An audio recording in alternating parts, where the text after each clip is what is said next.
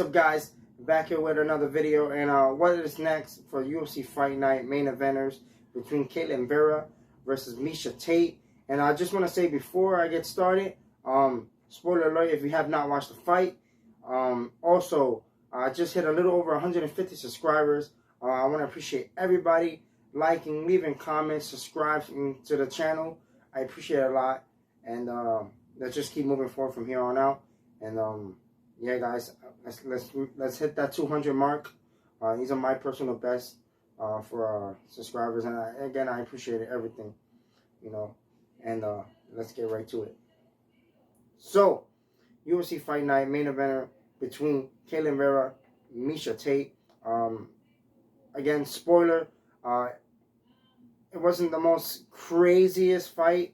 I feel like it was in the beginning a little bit, but then, you know, ketlen kind of took her foot off the gas a little or whatnot. But nonetheless, she got the victory. Congratulations to her. And now this puts her one step closer to being in a title contention, possibly. Now I feel like for her, she just needs to face somebody within the top 5, you know, and beat them in a better fashion than she did with miesha Tate. Because that fight was so close. You know, I mean, miesha Tate's face was all bloodied or whatnot. But I feel like miesha Tate hold her ground pretty well against Vieira. You know, it wasn't a one solid dominant performance that I expected to see out of miesha Tate. Miesha Tate did a really good job, but just didn't do enough to, I guess, to win. It was a close fight, you know. Again, congratulations to Vieira. Vieira needs to go out there, fight somebody within the top 5. Again, she has to beat her opponent. Even if she doesn't get a stoppage, she needs. If it's gonna go to a decision, you gotta take full advantage of the scale of the magnitude of possibly being in a title contention or even being a #1 contender in the future. You gotta go out there and do your thing. You can't freeze up. You can't. You know, I feel like she idolized a little bit miesha Tate, and it kind of threw her off because I know Vieira has decent hands. You know, you can see the difference between the hands in that fight. Miesha did get a couple of takedowns, but it wasn't too crazy. Vieira got up. It was really good defense from Vieira. So again, it'll be interesting to see what's going to happen next forward for Vieira, and to see who's her next opponent in the octagon. miesha Tate, again, she just came back. She won her first fight back. I think last year, I think it was, and you know, wasn't a crazy performance. You know, but she showed that she's improved a lot, and she got the victory in round 3. I don't remember if it was a TKO or a submission off the top of the dome, but yeah, she got the victory nonetheless. She had this main event against Vieira. She did good, you know, towards the later rounds, I feel like, but you know, I feel like she was already looking ahead of the fight. You know, she was already talking about fighting Amanda Nunes possibly in the future already. That's something like you just came back. Like, you know, yeah, you're a former champ or whatnot. You look good in your return fight.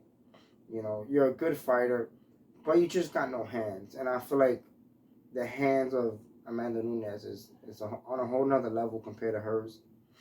You know, or to mostly anybody in the division. You know, we all know Nunes is having an opponent against Juliana Pena. She's fighting at UFC 269, so we had that looking forward to. Yeah, I feel like Tate kind of looked past Vieira, which is, I think that's what played a really huge part of her losing as well, man.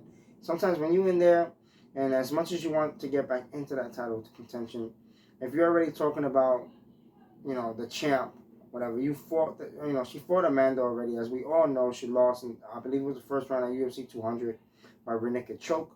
You know, she got smashed with the hands and then, you know, touched the floor and it was over from there. You know, but, you know, she wanted to get back in there so she can face Amanda Nunes down the line, which I think is a hard fight for her. I think that's a harder fight for her than it was her fighting Ronda Rousey. Because we all know Ronda, as good as she was, she didn't have any hands either, and she got smashed by Amanda Nunes. But that's a whole different story. But yeah, nonetheless, miesha Tate, I feel like for her next couple of fights, maybe possibly somebody in the top 5 again. you know, or top 5 at least, or 6 or 7 or whatever, because we all know probably by Monday today, the rankings will probably change a little after Vera's victory over Miesha Tate, and you know, either somebody within the top 5 or close to it, or somebody in the top 10, the last, you know, finishing off the top 10, or possibly not 15. I would say that's too far back, but you never know. But Miesha Tate is a former champion, so I'm pretty sure that they'll give her somebody within the top 5, you know, out of respect for her skill sets and just her being a former champion. So you guys let me know in the comment section what you guys think is next for Ketlen Vieira and Miesha Tate. Yeah, man, you guys know what's up. Make sure to hit the subscribe, leave that like, and I'll catch you guys in the next video. Peace.